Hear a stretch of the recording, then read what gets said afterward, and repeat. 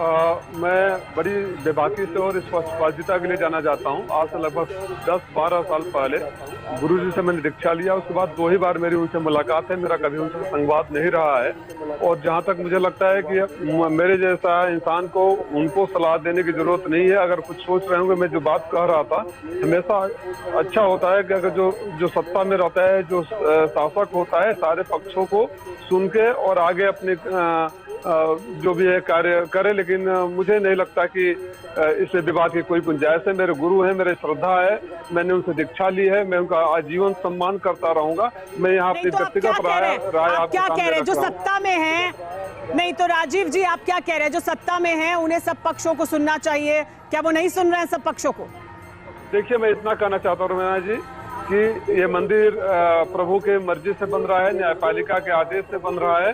तो जो छोटे मोटे विवादों को तो टाला ही जा सकता था। जैसे अभी मैं सुन रहा हूँ, मैं बहुत विद्वान नहीं हूँ, कि मुहूर्त का प्रॉब्लम है, कि ये सबको पता है कि इस जो काल चल रहा है इसमें कोई शुभ कार्य नहीं होता है। और सारे चारों शंकराचार्य में से किसी ने सहमति नहीं दी थी, तो या तो पहले कर लिए होते या तो बाद में कर लिए होते। आपके मुताबिक भाजपा पर मैं कोई इसमें आज राजनीतिक टिप्पणी नहीं करना चाहता हूँ। हरा रंग तो हमारे तिरंगा में भी है। हरे रंग का विरोध करने वाला, सुबह भी मैंने एक ट्वीट किया है, एक समाचार चैनल के संपादक हरे रंग पर कुछ उल्टा सीधा लिखे हैं। तो ऐसे लोगों को तरजीह देना। जहां तक बयानों की बात आती है, मैं माफी चाहूंगा, इस सरकार में भी कोई बयान बिना उच्च नेतृत्व के सहमति के नहीं होता है। आपको याद होगा, गोवध पर, गो हत्या पर, गो रक्षा पर प्रधानमंत्री कुछ बोलते हैं, नीचे के मंत्री कुछ बोलते हैं। तो ये इनकी सरकार की कार्य प्रणाली रही है। मैं चंपत राय जी की हर बात से सहमत हूँ। मैं नहीं चाहता, स्वयं में एक राम भक्त के रूप में मैं कैमरा घुमा नहीं सकता, नहीं तो दाहिने साइड में मेरे घर में राम मंदिर है। और स्वरूपानंद जी ने जो मुझे मंत्र दिया दीक्षा देते समय, वो भी राम का ही मंत्र है। तो मैं नहीं चाहता कि कोई विवाद वाली बात हो। विवाद की जहाँ तक बात होती है, सरकार की जिम्मेदारी है। और उसका उदाहरण दे दिया, वो हत्या में प्रधानमंत्री जी कुछ बोलते थे, मंत्री जी कुछ बोलते थे। अभी प्रेम शंकर जी ने, अभी 10 सेकंड का उदाहरण